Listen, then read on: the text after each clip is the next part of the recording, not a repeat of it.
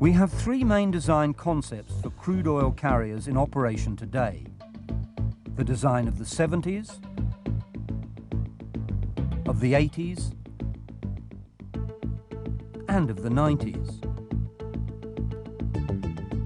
The oil tankers of the 70s and 80s are usually of a single skin construction, where cargo oil is carried up against the hull plating, but in general only with a difference in size of their centre tanks compared to their wing tanks.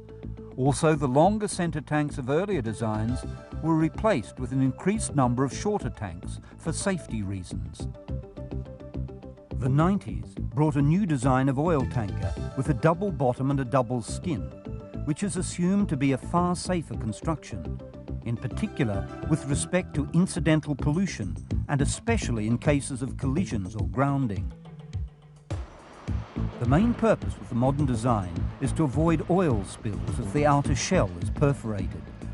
Double skin construction will be a requirement for oil tankers built after January 1998, according to new IMO requirements. If sailing to the USA, the double skin feature is a requirement for tankers built in January 1993 or later.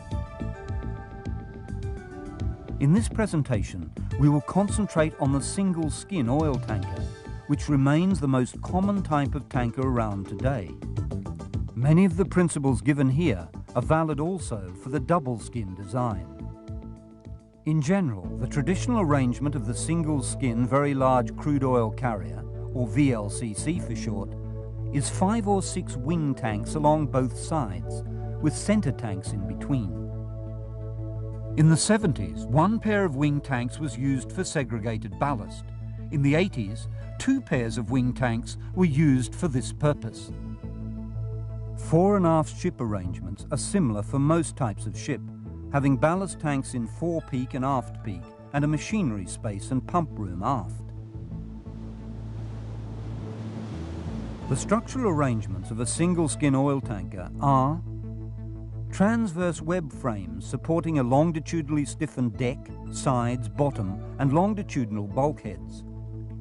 1 or 2 cross ties fitted between the transverse web frames in the wing tanks. A centre girder fitted in the bottom of the centre tank over the whole length of the cargo area and in the foreship. Oil-tight transverse bulkheads, vertically stiffened and with horizontal stringers. So this is what our oil tanker looks like.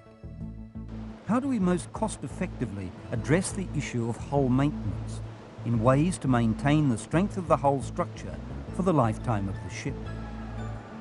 Where in this massive labyrinth do we search, and for what?